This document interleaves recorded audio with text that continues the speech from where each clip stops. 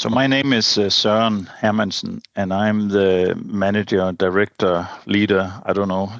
Titles is not so interesting, but I'm in on the island of Samsø, in the middle of Denmark, and I'm speaking from the Energy Academy, which is a kind of energy meeting house that is the center of many visitors and many actions on this little island to make it more sustainable and to kind of point into the future and build capacity to meet the challenges of climate change.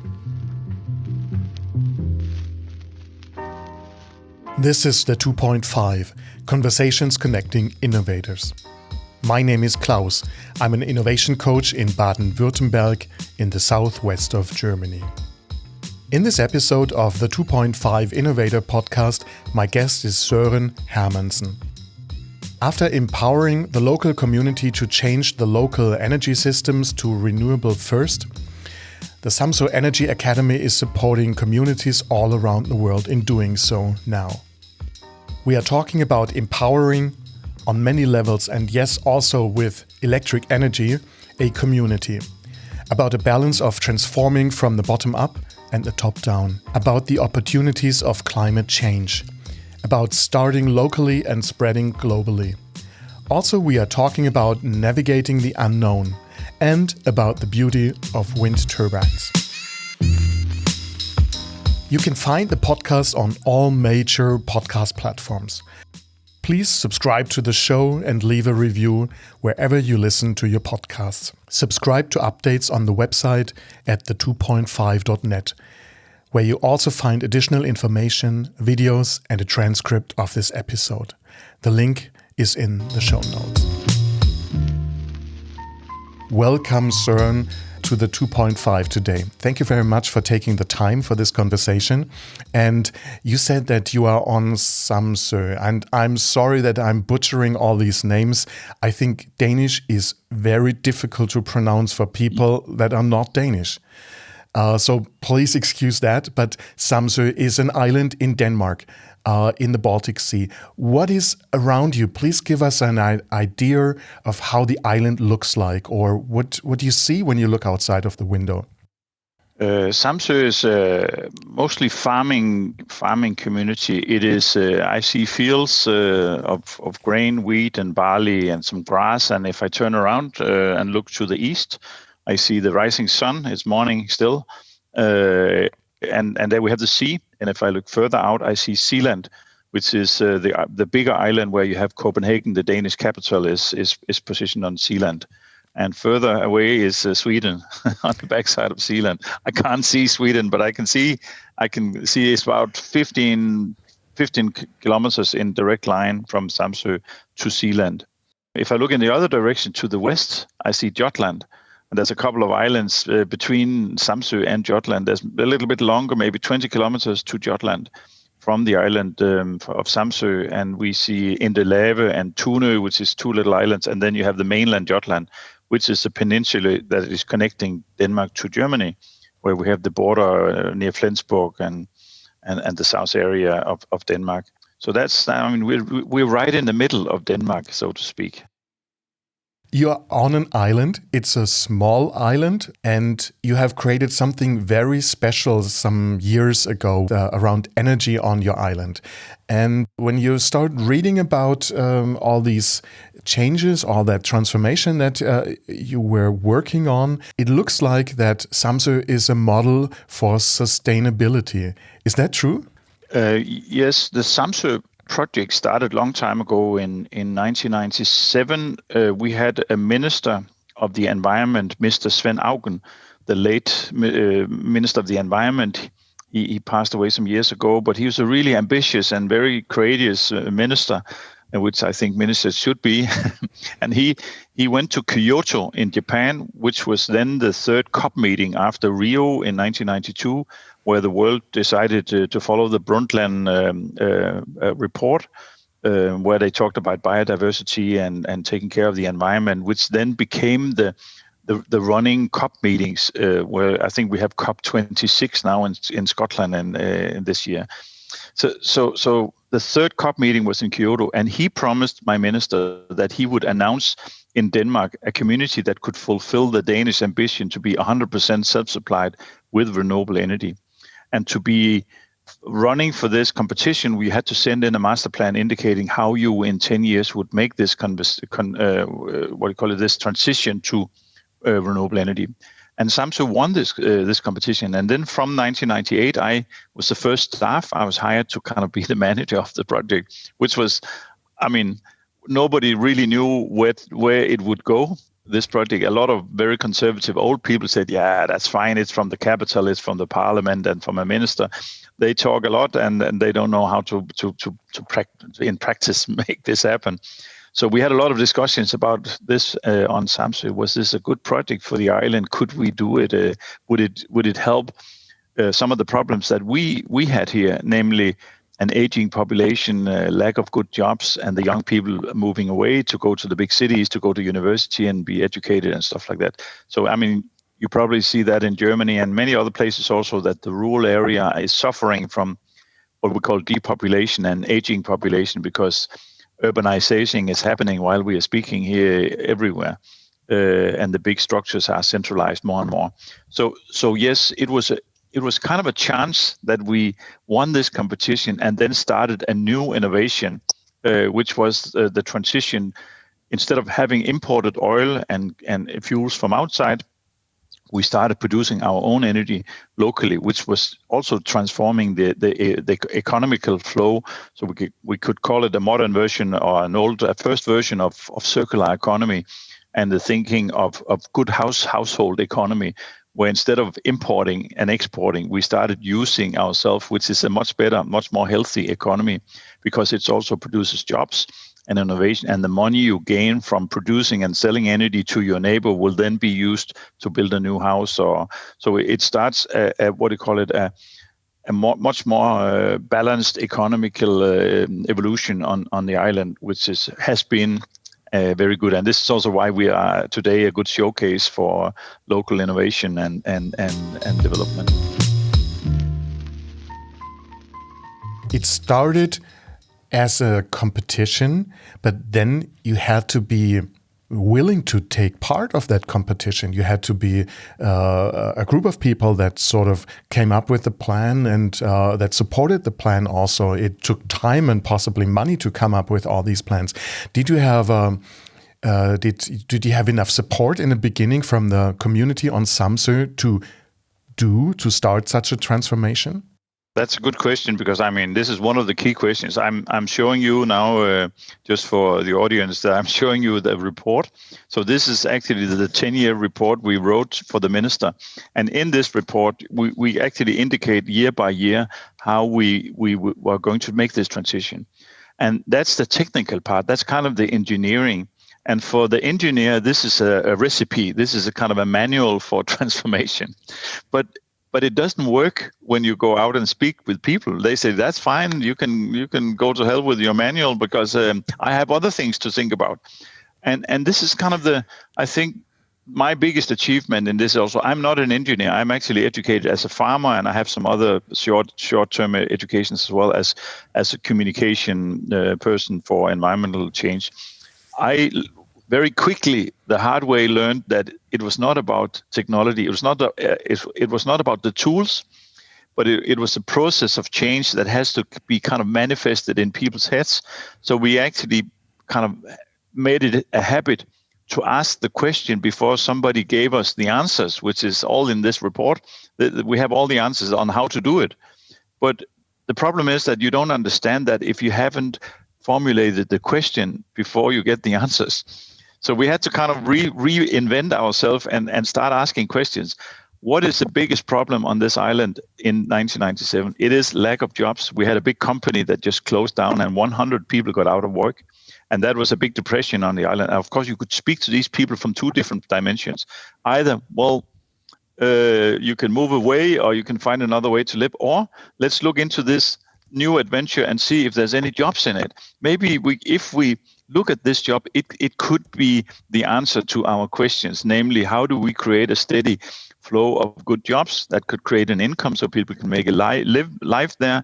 They can have kids in the school, and they can have their cars mended in the garage and the shops, and everybody will be busy because of action, because of happenings and good structured jobs here.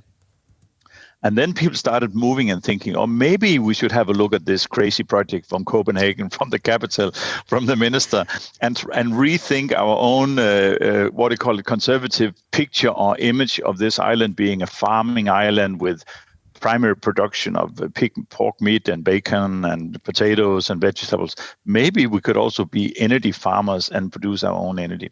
Mm-hmm. And so the first 1-2 years was a long process of a lot of talks and a lot of coffee and a lot of, what do you call it, motivation and arguing and stuff like that. And I think that was a very healthy process, because we needed this discussion on the island. Who are we in 10 to 20 years' time? And what will happen to this little island and this community? And if we have like a status quo, we don't do anything, what will then happen if we act and do things here? So what could happen potentially if we do something right now? And then roll that back, kind of backcast it till today to get to this adventurous point of evolution in 20 years' time. What do we do today, tomorrow, in 3 days, in 3 months, and 3 years? And then starting taking the little steps and understanding our own role in these steps here. So I think that was a grand adventure for us 20 years ago, because it kind of led to a lot of very healthy and very good discussions locally about the destiny of small community. So it was a process. You were willing to do a process. You were willing to participate or support that process, to facilitate the process also. And it was not something like a chicken or egg problem where you solved that problem in a way because there was a solution available, but a technical solution, but you also solved that social innovation side of the problem. Let's put it that way. Yeah. No, that's exactly right. The social relation had to be reconsidered also, because I think what is happening in the farming culture is that the farming culture was strong in 1920 and 30. There's a lot of hands working there before the industrialization of farming, where you had big tractors and a lot of machinery. There was a lot of man hours in the production of food. And that was a grand period of farming, because the communities were thriving. There was a lot of people there and a lot of activity. When mechanization and industrialization happened, then the number of people needed for producing the same amount of food or even more was shrinking, which kind of left the farms a little bit out in the fields alone, and the community they were surrounded by before, which was kind of a food chain of many things, because of the centralized the central farm which produced all these actions here, the dairies and the slaughterhouse and the market and all the other things here disappeared and became supermarkets and export only. And that kind of left a depression, and the farmers are not so easy to kind of to kick out. So they kept kind of a power structure in their mind, but they didn't have it in a social relation. So socially they lost the power, but what you call influential or lobbying, they still kept the same image of them being very important. So I think they missed the evolution or the change of time, and they missed realizing that they actually didn't lead anymore. They were not the major, what do you call it, influencer on how the society was formulated. So this energy project kind of it was a neutral project. It didn't belong to nobody. It was not like farmers giving up. They could still take part because they had the land. They could produce the straw for the biomass boilers. The heating system was then fed. Instead of oil, we used straw from the farms, and the fields were now covered with windmills and solar panels. So the farmers regained their strength, so to speak. So they became ambassadors for change instead of being kind of resistant opposition and saying, so we need to be in charge, otherwise it doesn't work. So it was a nice opportunity to restructure society in a new way. And it left farmers or people that own land with their original purpose of doing something with that land, harvesting something from that land. It might be crops, it might be straw for renewable energy also, but it might also be wind energy that is provided to the grid and to the community. So these people are getting this importance that they have in their mind back to the community. Yes, exactly. So I think we kind of restructured the what you call the hierarchy of things, which I think is necessary for society. It's like biodiversity. You need to have big trees and small trees in the forest.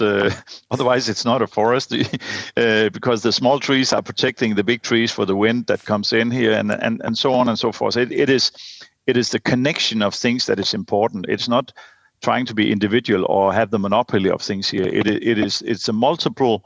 What do you call it, faceted thing of, and you can't really describe how it works, but there's a certain order that has to be there so people understand that this, now we feel safe.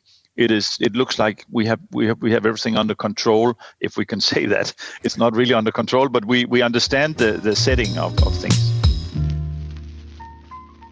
What you had a plan, you had some funding, you had some political backing, and you knew how things work technically. So you had to do some social innovation, and social innovation happens a lot through communication and getting around with people. You said drinking a lot of coffee, which is famous in Denmark, but also it has a lot to do about education. So you need a place that helps others to understand the next steps. And I think this is where the academy comes into place. How did the academy get started? Was that a part of the initial plan?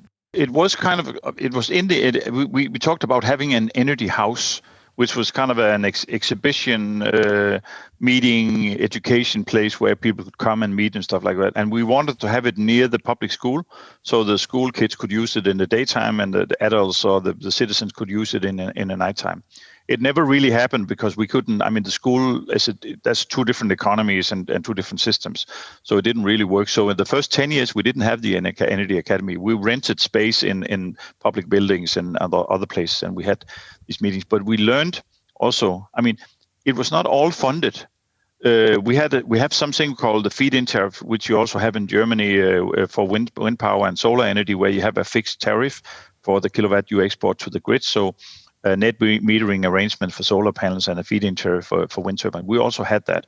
So when we set up a budget for a wind turbine or for solar park, we needed people to bring in their own money. So it was also a kind of a trust thing where we built little companies, little cooperative ownership models for this also. And that was also an educational process to people to understand that I can be part of this with even small money, but I can invest 1 share, 2 shares, 5 shares in this project and be a member of this also. So it's creating this cooperative feeling of being a member of something that would build up and kind of generate income, and you'd have a little profit from it also you could use for other things here. So it was quite interesting because a lot of people are not business people. They are just normal workers and they get a salary every month and that's fine.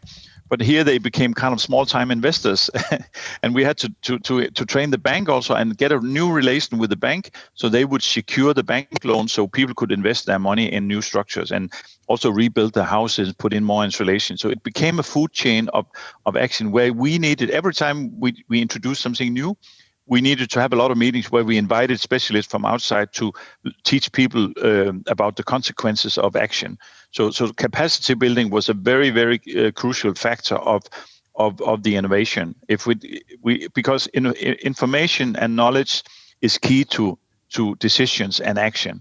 People they're afraid of doing things if they don't know. If they go into the unknown, they become unsure, and then it becomes an uncomfortable process. To make people more comfortable, you need to bang to say, this is a good idea. And then people say, that was nice, because I don't like to speak to the bank about bank loans, because they already say to me, you have too many bank loans, you need to cut down your economy. And so we needed to kind of pave the way, so to speak, and make it easy for people.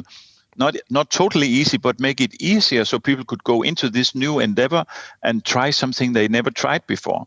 and help them be comfortable and not lose it or not making mistakes.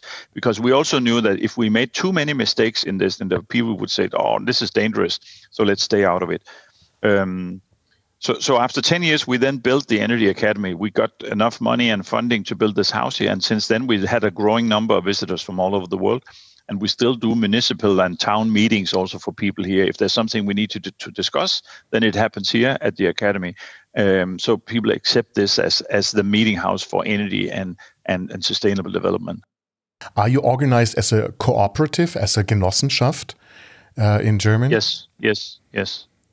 Cooperative is a very smart way to sort of build ownership in a larger thing, which is originated, I think, from agricultural problems of sharing, say, heavy machinery for farmers. Yes, no, we use that model quite a lot because this is well known here in the farming community. That is a respected and well known way to organize. So why not use it? Because people already have trust in this ownership structure. And then the other thing is it is a not-for-profit structure. We don't generate money here. So if we make any money, it's in a project we reinvest it in society immediately. So the owners are not taking out money for themselves for private use. It's all designed in the ownership model that every income here is either used for hiring people to help us do things or to invest in new structures. Right now, we're actually looking at the infrastructure for electric vehicles because we need more charging points, like charging stations where we can plug in and charge our vehicles here, and which is not happening automatically because this is the free market that is supposed to do that, and they don't do it because we are so few people here. But we have a lot of visitors in the summertime, a lot of tourists, so we need to service them so they safely can bring their electric vehicle here and plug in. And we have a lot of German visitors here also in the summertime, and they bring their plug-in vehicles, and of course they need electricity. And if they couldn't get it on an energy island, where can they get it? And since it's fresh electricity, it's even better, and your car drives much better that way. Exactly. I know we drive an electric car, a Volkswagen ID.3, and it's great. It's just so different, and it's not different at all. But it's a good feeling to know that a wind turbine, a natural source, has produced the electricity to drive the car. So you created the academy that was mainly focused in the beginning on communicating and teaching and aligning and bringing together local people to start that movement on the island, to start that transformation on the island. But that somehow has transformed also because now you are inviting, or for many years you are inviting people from outside the island, from all over the world to teach about the results of what you were doing. And about, say, visioning of the future of energy also. And how has that transformed the academy? How many people are coming, for example, each year? And I know right now with COVID, everything is different, but what is going on that level? You are sort of reaching out now. What is your impact there? Who is coming? I just saw a newspaper article from Denmark where somebody is complaining we are not doing enough internally in Denmark for climate reduction or CO2 reduction. And then there was a list of countries where Denmark is operating. I think 25 countries around the world where Denmark is involved in some kind of energy transition or support to erect wind turbines or to cut down on coal energy in Indonesia or a sector program with Japan or something like that, and I ran through that list, and in 18 of those 20 countries we have been working. so we are. You could say we have been. I mean, I'm sorry to say that, but I before COVID I was traveling sometimes 100 days a year all over the world, which is my own private CO2 emission is not so good, but I'm also part owner of wind turbines and forest and trees, so I'm compensating a little bit for this also. But there's a great need for these discussions. So the community model that Samsø has been or is now is greatly asked for around the world as a door opener. How do we make a new project in Indonesia? you have 250 million people living in Indonesia, and it's mainly coal. The economy is coal because they have coal in the underground. And it's a poor country. It's a development country, and they have to use that coal to produce enough capital to run this big country with so many people. So they were devastated by an earthquake on the island of Lombok next to Bali, and Lombok was ruined quite a lot badly. And the global aid programs, they started helping them. And Denmark's contribution was to say, we will give you some money, but we will ask you to invest it in green infrastructure, which means that you will rebuild Lombok, but in a more sustainable way, and start using wind turbines and solar panels and systems that we have been successfully developing in the Western world, and try to introduce that. But for this, you need a process and learn how to use it and adapt this, like we had to train to do it in Denmark. And let's use the Samsø example. So we are partners in an international aid program that helps these people organize a new technological evolution, which is more green and more sustainable than it was before. And these people will come back to Samsø on study tours, and we'll produce workshops here at the Academy where we'll train the trainers in how to make the energy systems and send them back home so they can be their own teachers after this. So this is kind of we act as door openers and make these connections and networks and bring people back and train them and start having a global network of entrepreneurs who can work with sustainable development. And we do that generally all over the world. Before COVID, we had like 3,000-4,000 visitors per year at the Academy, which is maybe not a lot as seen in a big perspective, but they are all kind of workshop participants. It is a big number to work with because we keep working with them after they leave the island. It's kind of a constant developing network of practitioners, which I think is really beautiful. So you provide your expertise internationally. You use that to bring people also to your island so that they learn more about your processes, about your best practices, your next practices also. And but who is coming? Is it like policymakers? Is it engineers? Is it creative people, entrepreneurs? What's is there a focus? It's all kinds of people. It's very interesting. It depends on what level of evolution you are in. Sometimes it's presidents and kings and I mean ministers from different places. I mean we've had it all here.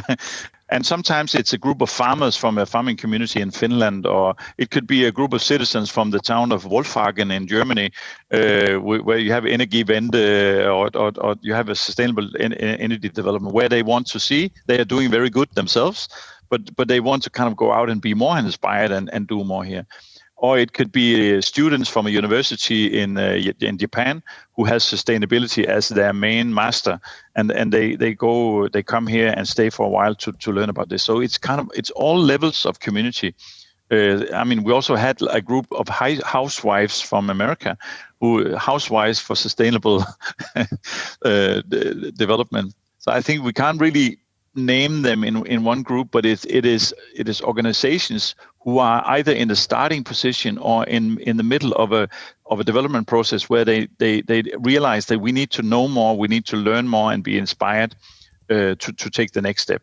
Mm-hmm. And for this, I'm now showing you one of the projects here, which is called Here, a guide for local pioneer communities, which is kind of a guidebook, a handbook we use when we do these processes, and it's divided in many different cards where we use them as inspiration for the talks we have here, and this guide is formulated as 20 years of experience on Samsø condensed in sentences. Nice.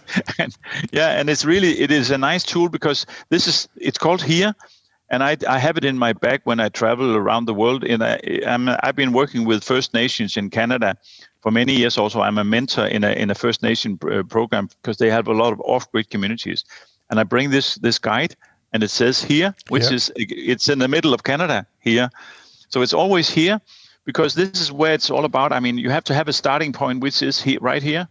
We are in the right place, in the right position, and the starting point is now here. And I love this because this is making Samsø just an example, not a model. And we can inspire each other because it is all about here where they live.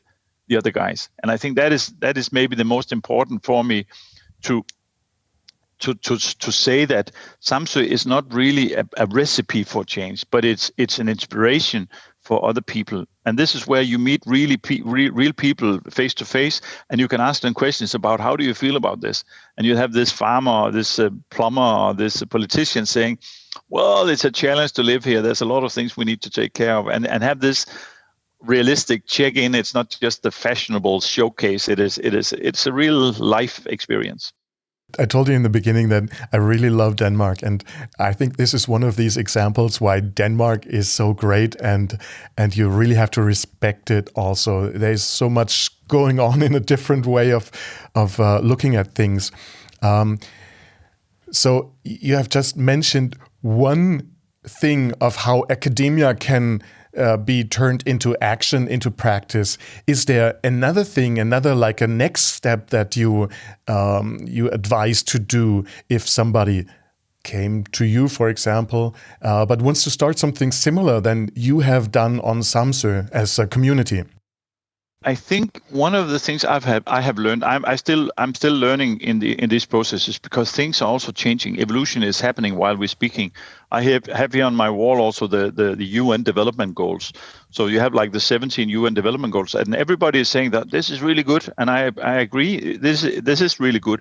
But again, it creates kind of a feeling of centralizing decision making. Like, how can you have a global commitment to this also? Because you need, in my head, you need to boil it down to the here, because you can't say, yes, I agree, and you have all these emblems where you have the 17 development goals. And I sometimes, in a provoked situation, I say you should take them off and remelt them and make shovels and spades and tools, so you can start changing the world instead of just talking about it.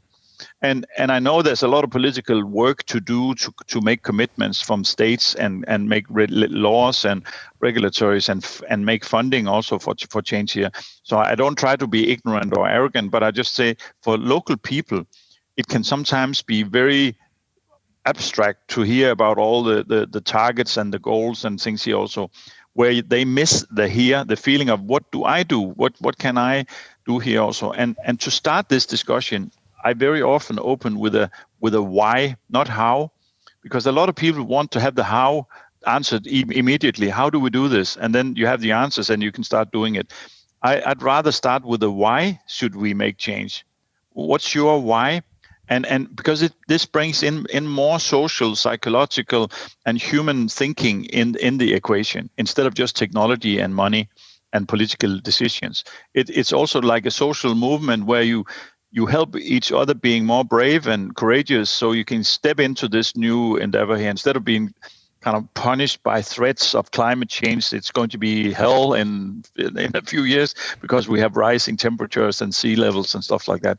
Yeah, I know. So what can I do? I mean, let's have another beer. I think it's more like there's things that we need to take care of. It's kind of a household economy, and this is making things more possible. That is my job. I like the possibilities. I don't like to be an ignorant or naive optimist, but I like to be optimistic anyway, because life is here and we need to live it. That's our duty to produce a good life, and do it in respect with other life, which is also in connection with nature and what's surrounding us. Where centralized development has limits to how detailed they can go with this also. So they forget about the biodiversity. They talk about it, but they forget about it because they are not biodiversity. Where I feel more connected living on a small island, I know my sea around us. I know how many fish there is in it. I know if there's no fish here, and I start wondering how come there's no more fish? Maybe it's because we have been overfishing or polluting the waters or stuff like that, because I'm living in my society. Where a lot of the politicians who speak about the UN development goals and other things, they live in a big city and they fly around in an airplane most of the time. So they don't live in the environment they are talking about. And I think this disconnect is one of the major problems of society. So I think the big job is to bring people back to having a relation with the nature they are talking about. And so they, instead of talking about nature, they become nature, if you understand. And I think that is sustainability in a nutshell. And seen from my perspective, this is where we can act and and module. And I think everybody has this little room, this little feeling of being part of something bigger. And they remember the time when they're sitting around the campfire and looking at the stars and having a really great time and getting kind of feeling that the world is bigger than you and you're just a particle in this equation. And what can you do? I think that's sometimes you need to get to that point. And also you need to have ways to envision the future. You said you need to create images, positive images. And that's something I do a lot in my work also, because it helps others to see what could be there as a scenario, as a goal, as a dream even, which can then create actions and tasks. I understand that you do also work in that visioning sector. Is there a method that you like a lot? What do you do to help others create their positive image of the future? Well, we have used different meeting forms during time, because the people are getting smarter and smarter also. I mean, we use something we call evolutionary leadership, which is that we don't have a steady leadership like hierarchic top-down leadership in this structure, and we try to have a rolling or rotating leadership where we believe that leadership is about navigating in the unknown, and to do that we every year, one or two times, we now, not COVID prevented us to have it last year, but we hope we can do it again. We have a big open space meeting. So the open space meeting needs a lot of preparation, because it's not just a meeting, it is the meeting where you get everybody together in a big meeting, and we have like very big circles of people. We can be up to 100 and 130 people in 2-3 circles where we sit outside each other, and then we put the burning questions inside the middle of this circle, and we start talking about what is the most important to focus on for the next 10 years. And we update that every now and again, and people are getting used to it, and they like this format because there's no physical leader in it. We have a moderator, we have somebody who will lead us through the process, but the mayor is not the leader that day, and the director of the big company or the big pharma, they are not the leaders. We take their hats off and say, you leave your position in the entrance, and then you come in as a person. And of course, we know you possess some capacity and some power here also, so we don't ignore that. But we don't talk to you as the mayor, but you can talk from your own position in what you see and what you think has to happen here. And before we have the open space, we have learned that we call it a priming of the meeting. The priming is like when you paint the wall, then you put primer on first and then the real paint afterwards. Otherwise, the real paint will not really cover. So priming is doing the basic work before you do the visual work. Priming is inviting like all the key players, all the leaders, both the obvious leaders and the what you call natural leaders. We have also people who are leaders by nature, because they possess some capacities in leading processes. And when they stand up and say something, people listen to them because they are respected for their insight and their intelligence and the way they can organize. And we call that shared space. So before an open space, we have a shared space meeting where we talk about what is happening in society, what is the challenges, what is the possibilities, and what is the barriers for the development. So we are well prepared for this. Because if we ignore this and have an open space meeting where people are just out of their mind thinking about, it could be nice to do this and this and this, if it doesn't have a basis, then it becomes visions only. And visions only are dangerous, because then people go home and then what? I mean, so Monday morning it's a normal work day, and reality kind of kicks in and put you back in the same position as you had before.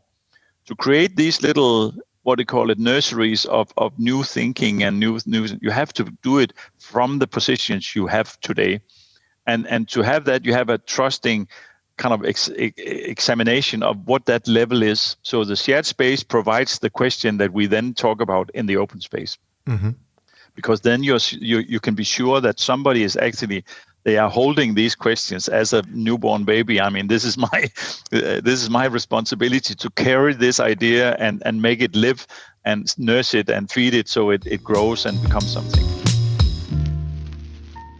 I don't want to get too technical, but the two problems or the two issues I always face here is, how do you get people to understand that they have to take their hats off or wear another hat in that circle? And the other thing is, what is a next step after which appropriate time of visioning to get into action? I think sometimes leaders also like to have their hats taken off and not be responsible every time they stand up. They are kind of the leader here. Especially in a small community where you meet the mayor in the supermarket, or you meet the director in the football match and stuff like that. You have different hats on in different occasions already. So it's maybe easier for us. I mean, if I meet a minister in Copenhagen on the street, it's very unusual. And even if I know this person, then it's very difficult to have like an informal conversation with this person, because he's surrounded by a secretary and maybe security and stuff like that. Here it's totally different. I mean, everybody is just, doing their shopping as it is more normal, so to speak. So taking people's hats off is just an agreement we do here, and people like that they are not responsible all the time, 24 hours a day, but they can actually step out of their role and take part of a process here also. And also because we have trained quite a lot, people can see that this has a lot of benefit, a lot of advantages to do this. The other thing is also when we finalize the days and we sum up on all the processes that happened during that day. People call meetings and say, I'd like to talk about this. And if nobody shows up, then they can leave this meeting, go to another meeting. We have this open process structure where a good idea is maybe not a good idea because it's only you who believe it's a good idea. So you need to respect that some ideas is not mature, they are not ready yet. And other ideas is more obvious and people will follow these ideas. And then you have like 3-4 good ideas that we then finally sum up and say, what's the progress of these ideas and how do we make them live and become stronger? And then we make agreements and people write their phone numbers and their email addresses on the statements. So we can call them and restart the meetings with this commitment. Say, we already signed up, we put our names and our telephone number, which is a commitment to make this happen. And I think this is where it becomes realistic that the commitments are our kind of proof of action that this will happen. How important is partnering in this context? Nobody can do something really big all by himself or herself. Do you help to find partners to start something that has come out of such a process? The Energy Academy try to be neutral, so we are not a partner, but we operate very often as a project secretary. So in the construction or in the birth or the beginning of a process, there's always a need for somebody who writes the minutes and send out invitations and do all these sort of things. And we know this is a crucial point of any new project's life, that we have the organization structure in hand. What we then can do is, when we start asking questions, is say to them, okay, we will find the expert who can help us in this process, or another expert who can help us in this process. So we try to kind of, instead of believing we can do everything ourselves, we invite capacities from outside who can help us organize and get to the point where things start moving by themselves. And these, the acceptance of ignorance is important, that you actually make people understand that it's okay to say, I don't understand. It's okay to say, I don't know how to do this. But the idea is still good. So maybe we can bring in some expertise who can help us get over that point. So we start the process. And we have a great network in Denmark and other places also that will come and help us. I like this idea, and that's something, a place that creates so much impact on different levels a lot. What do you recommend somebody that wants to start something similar in another country, maybe around the globe? Doesn't matter. Just what would be some appropriate first ideas, visions, or steps to take to do something similar that you do to create a similar impact? When you have a community, a defined community, it could also be like a block of houses in a city, where you say we need parking parking places, but there's more and more cars. Where do we park our cars? So maybe we can start with that. And what if we then make free parking for electric vehicles? And what if, I mean, there's many things you can do here, but start with a problem. If you have some problems or kind of a necessary action, you can see obviously in front of you, we need to do something about this. And instead of having a wish for helping the world and be very idealistic, a lot of people are not idealistic at the same time. So if somebody have this great idea to save the planet, and he calls a lot of people, says, let's save the planet, and people say to him, yeah, that's fine, you can do that, but I'm busy. I maybe next Monday I can come back. But if you say, we have a problem, that a practical problem, I mean, energy prices for heating has grown too much. Maybe we can make a collective heat pump system and organize this in a new way. Is anybody interested? And all the house owners will say, yeah, that's interesting, because I think it's too expensive to heat the houses with gas from Russia, stuff like that. So if you can point out some key necessary points of action where people can relate immediately to this problem, and if you can solve this problem by some local collective cooperative action, then I think you have a case. Then that's a good idea as a starting point. Then it can grow with other points also. But if you start with a high vision about very, very ambitious goals, then my experience is that a lot of people will be afraid of that. This is just a lot of blah blah and hot air and talks, and somebody wants to promote him or herself as a politician or as an NGO, and people will run away from that. Exception is the students' green movement and the university. I mean, you see some young people, like the Greta Thunberg effect is there also. They don't necessarily have a direct purpose beside from asking the adults, the grown-ups, the politicians to act now. Which I think is a very simple purpose, but very important also. But and you can say they don't have their own house yet, and these guys they don't have like a societal responsibility to feed a family. So I think the best they can do is to stand up and say somebody needs to grow up and do something here, which I think is nice. But that's different from a local community action. I just want to point that out. There's nothing wrong with having high expectations about change, but a local project starts identifying some local problems that is obvious from many different points of view, and people can see themselves in that. I think that is a really strong starting point if you want to do some action locally. Mm-hmm. I think it's very, very important to be idealistic at the same time, but it might not be the only motivation to start something. And it also depends on what your age is, as you said. I'm 50. I have different priorities and a different view on things, and I need to care a lot more about other things or some practical things than just idealism, for example. And this is completely turned around for people that are 20, for example, but that is a driving force in society that is progressing society also. Maybe it's not always comfortable, but it's helping to progress things in society. So actually, that's also a point of interest for a local community. If in the beginning of this conversation, we talked about depopulation and aging population in many local communities.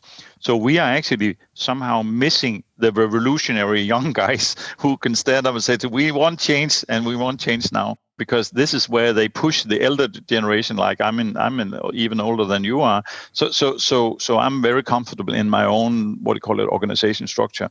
I don't have this urge for change now. But I sometimes need a kick in my behind as to kind of rethink. That there's a future for these guys, which is like 40, 50 years ahead of them, where we need to rethink how we, in a big circle, kind of reconstruct the world in a sustainable way with these guys on board, not just have it as like generational work here. The multiple faceted insight is really important. So I appreciate also that you recognize this. I think it's really, really important. Well, it's the 20-year-old in me that is saying that, because I'm kind of very driven in some ways and also limited in other ways. I have a background as an architect, and I worked a lot with solar energy and renewable energy very early in the 90s, and also did some regenerative energy research and consulting.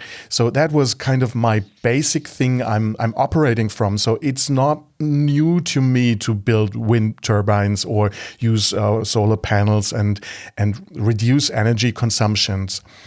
So it just took the society a long time to realize that there is importance in that issue. So I'm really glad that we are having this conversation right now with an expert in the field of transforming energy, let's put it that way. And what I was wondering is, how important is energy to you? What is energy to you? What does it mean to you personally? So I mean, energy is a basic what do you call it, resource for society to turn around. Energy is in my image food, resources in general, and fuel, and fuel can be many things here also. So I think energy is I mean, outside my windows right now we have sunshine, and it's producing kind of a photosynthesis into the plants. This is also like an energy generator that makes the plants grow. So energy for me is a life straw that is making us tick. I mean, this is basically what it is. When we then transform this energy flow into kind of a market-driven economical factor, then energy becomes money. It becomes a resource that can be what do you call it, due to market mechanism and market economy, and then we start we start withdrawing from the bank, so to speak, because the flow of energy is all natural energy that flows into the system, and we can use without harming the balance of energy. Oil and gas is in the deposit. It's in the bank. We put it in the bank a long time ago, and it's actually supposed to stay there. We can use a little every now and again. That's fine. We have eruptions of volcanic activity. We have other things here also we can use. I mean, Icelandic people are very good at it. They just put it's actually very complicated, but they regenerate the volcanic activity, which is also a natural flow. Somehow, but when we start digging for coal and drilling for oil, then we add energy to the natural flow, which is then bringing things out of balance. So for me, energy is the constant flow of natural energy, which is in all resources and all situations. And this is where I think we are compromised by a speculative market that is investing in fossil fuels, and this is giving us inflation and problems to a degree we can't control, which I think is really bad. So it's common sense to produce wind, solar, regenerative energy and replace all these other sources that are non-renewable sources of energy. Yes, that is the main purpose. Let's keep it in the ground. How do you personally feel towards nuclear energy? I don't like nuclear energy, but I can see some are arguing that if we want to get rid of CO2 emissions and stuff like that, then safe and modern nuclear energy is much better than any other fuels here also. And I kind of agree with them. I mean, when speaking from my own personal point of view, I think we should avoid it, because it's again a market thing. And somebody is having the control over a centralized production and send it out to a distributed system here also. If you don't have that as a state-controlled unit, then you are in the hands of of the market. And the market is an unpredictable custom to be friends with. I mean, it's because it's also speculation, and somebody wants to make money out of it. And I think the flow of energy should be kind of an accessible facility for everybody. It should be free, more or less. I mean, we can organize it via the tax paying, but I don't understand why energy is a market thing. But that's because somebody has an interest in keeping it that way. And this is also one of the challenges in Denmark right now. We have more and more centralized energy systems. So the wind turbines are growing bigger, the solar panels are growing bigger, and they are now invested in by the former fossil fuel guys. They have seen now green is good, so they move their interest into green energy, which I mean should be successful. We should say, yeah, that's good. We won this, and the market is now interesting for capital investors. But the problem is, they only see the market thing of it. They don't see the social impact of it also. So they centralize things because it's more efficient, and they take away what we built as a local innovator for creating jobs and growth locally. And we should be careful about that. And that's also my argument against nuclear power. This is so centralized and so dangerous because it doesn't produce anything locally for nobody. But it could be, to be honest, it could be a solution for the emission of CO2. But it's questionable. This is what Bill Gates claims famously. I know that it's basically the last 10% of energy that we can produce in other ways, or that we can store in other ways. And I share very much of what you said. I just think people don't think about the waste of nuclear energy, which is around for millions of years. It will be dangerous for hundreds and thousands of generations to come. And nobody has a solution for that. Nobody, besides dumping it in the Baltic Sea or something, right? So that's not a solution. No. So it's tricky. Energy is a tricky thing in a way, because we expect it to be there, but in a way it has to be provided in a very difficult way. I told you I was an architect a long time ago. My focus was more on concept and creativity and creating something together. So it was not really aesthetics. But let's talk about beauty. I just saw a video about wind energy in Texas. And they showed these two cowboy type of people sitting on their horse with Stetsons and cowboy boots, and in front of wind turbines surrounded by cattle. And the older person said, I really hated wind turbines. I thought they were ugly. Then I discovered I can make $10,000 per year for each wind turbine just for providing the land. Now, after installing 70 wind turbines, I think they are beautiful. What do you think? The main argument against wind turbines is always, I don't like the looks of it. It's beauty. It's something very, very individual that you actually can't really discuss about, especially not in a democracy where, well, the individual is important, but the individual's feelings is not always that important. But you have to handle all these things on a local community level. So, do you like wind turbines? Do you think they're beautiful? I think they are. And how do you come up with a solution or an answer to these questions? Is it important to see the beauty in wind turbines or not? I think the beauty comes with a practical reason for them to be there.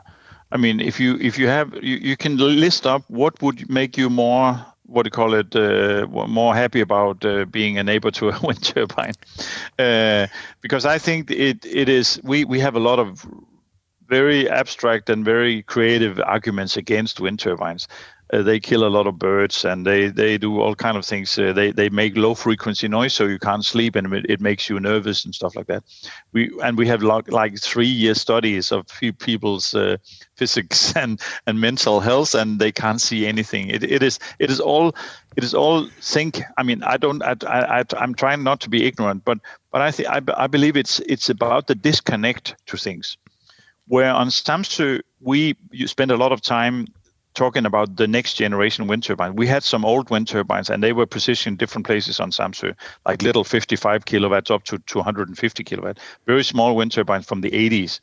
And we then said, we can take them down because they were very noisy and they were speedy. They ran very fast. So the rotation was stressful also. They were not nice to look at in the same way. And they had these lattice towers also. Now we have these tube towers, and the rotation is really slow, very big wind turbine. And we could replace many wind turbines with few wind turbines because they were bigger. And then we could also make a new position and put them where they made the most sense, not necessarily in front of people's windows. And the last argument was to say, what if we then invite everybody who can see them to be part owners of the wind turbines? Like we have the cooperative ownership model as a what do you call it, a principle for the erection of wind turbines. Everybody who can see them will be invited to be co-owners, and that helped a lot. I mean, if you are a co-owner of a wind turbine, then it looks much better. It sounds better. It's your wind turbine. It's there because you were invited to be part of the process. It's again about evolutionary leadership, that you understand it's not about my right as a farmer to put my wind turbine on my land. It's my land. It's been for generations. I can do whatever I want on my land. Yes, but you now put in a construction that is 100 meters high, and it can be seen from every dorf and village around in your area. So you are not a very nice neighbor if you claim this to be your right. Your right is also to be a nice person to your neighbors and behave like a citizen and a community person in this also. And a lot of farmers here, they understand that, and we can talk about it because we meet the same farmer in the supermarket, in the football club and other places also. It's not nice to be the stupid guy that is too selfish and egoistic in his partner. So I think it was not easy, but it made it easier for us to have this discussion before we erected the wind turbine, so we could have the planning according to some local values about ownership and participation and social inclusion in how to do it. I have seen some really bad examples also in Denmark, but maybe even more in Germany. In the northern part of Germany, when you cross the border, then you drive into kind of a wind area that goes all the way across the northern part of Germany, where you have a lot of wind turbines. And I think, you being an architect, I think somebody should have looked at this landscape and said, we need to place these wind turbines according to the landscape, so we don't have this type here and this type next. So it becomes one big like forest of wind turbines with many different models and scales and sizes. And this is making everybody kind of confused and said, this is not nice. This is spoiling the landscape. So I think there's some design that has to be taken care of also, that you put the wind turbines in a smart way, that you think about landscape planning at the same time. Mm-hmm. Then I think you can solve a lot of problems. Then they can look nice. They can actually make the landscape more beautiful even. I mean, they can kind of stretch the landscape and make it higher. And yeah, it can really add to the landscape. I always have to think of land art artists, which used to be big in the 60s and 70s, and there's so many incredible pieces of art that came out of that movement. So to me, wind turbines are oftentimes land art. But you were touching on a subject that is, I think, asking for the balance of top-down and bottom-up transformation, because yes, a community will provide the basis for the wind turbines, for example, but at least in Germany, there's a lot of planning, regional planning and stuff like that is sort of a top-down thing that creates regulations of where to put wind turbines or build streets and stuff like that. So there needs to be a balance of these two things. Do you have an idea of how to do this best? I mean, you, Samsø, and your academy was created by a political instrument called a competition. That's a very crucial, very central question. I think what we need is a top-down framework, like a political decision, like you had in Germany also, like you had the solar evolution. You also had a national wind policy, where you had like a feed-in tariff, a fixed market organization structure, where you kind of lay out the frame where we as local bottom-up actors can move within. So the frame is given to us by the top-down administration because your government, your country wants to be more sustainable or have a greener policy or more green energy. That's a political decision. But how it's going to be organized is then up to the bottom-up level, where we can navigate within the frame politically that is given to us and the financial conditions for the project. I think that it goes hand in hand. And I think a smart government will will do it this way and give autonomy to local communities, so it'll grow from bottom up, because then you avoid some of the resistance and no to nuclear, or no to wind, or no to solar, because we're not included. And I think you can get more inclusion if you understand the value of bottom up and top down working hand in hand. I'd like to shortly talk about your logo. Your logo, and I will show all these things that we have discussed in the show notes. Also the logo, which is sort of something, a lot of sticks and individual lines forming a circle and a center, a focus point. What was the reasoning behind that? I think this is, you already talked about it, but could you say it again, please? It's a circle. At the same time, it's many different directions within the circle. So the circle is crucial to this also. But within this circle, you have a lot of different, action points. Together, they formulate a circle. If you see it in the distance, I have an image on the wall over there somewhere. There's kind of a T-shirt image. And if you see it in the distance, it's also like a sun. It is this circular, image of action, where everything has a center and then it spreads from the center. And I think this is again also the here and many other things, that we respect the individual action. We can't control that. This is happening because of something. And then if you then have a centered energy, then it'll happen from there. It's a reaction. It's not a nuclear reaction, but it's a reaction to some kind of energy that we can produce together. So I think that is that is the pre-discussion we had before we accepted the logo and we created this image of evolution. So that was great. Thank you very much. This was so helpful, and it's good to see something being portrayed that will help other people to start something similar that you did, to start a similar process. I do this because I don't know, it's a hobby, or I want to change things. I don't know. It's lots of time, but it's really helpful what you did today, I think. Thank you very much again. You're welcome. It was a pleasure. Come visit someday so we can have a coffee or a beer and talk.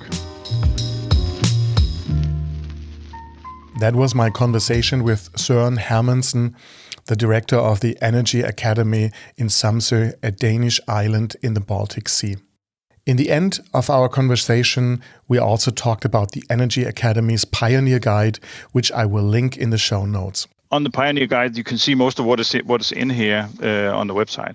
This is actually, we don't usually send this around. We use this as a tool for workshops. So it's not easy to read on your own. I mean, you can be inspired by it. It's very nice. It's very nice design and layout. Mm-hmm. And the cards inside is organized. You could say, as this one, a strong, sustainable and robust community must share locality, activity, and mentality. Mm-hmm. And this is something what we talked about. The mentality part is always the most difficult. How do you create a common mentality in the society? But on the flip side, we have experiences from the island where we describe what happened in our community, because we condense this. We spend quite a lot of time interviewing people about their experiences. What did they learn that particular day? What were they thinking and stuff like that? And another one is about leadership. This one, I like this one a lot. Power without love is coarse and ruthless. Love without power is sentimental. And you could say that this is a local community. We need to bring power and love together. So the inspirational NGOs and hippies, they can teach the business guys that there's something else than money, and inspiration will be produced here also. And again, on the flip side, then we have all the findings here. How did we organize an ownership model where the business guys would give way for other people to participate? So we had a common and genuine feeling of ownership. So we could create a mentality of belonging and create a feeling of ownership without being real owners, but have a mental ownership and say to them, this is a nice project, I like it, but I also accept that we need the business guys on board, because we can't carry this development only with wishes and visions. we also need some practitioners who can actually make it happen. And these talks are brilliant. This is the 2.5, Conversations Connecting Innovators. If you liked the show, please subscribe to it in your favorite podcast app. Subscribe to the newsletter and share your excitement. You can find all the links, additional videos, and the transcript of the episode on the2.5.net. The link is in the show notes. My name is Klaus. I'm an innovation coach in Baden-Württemberg in the southwest of Germany. This is the 2.5, Conversations Connecting Innovators.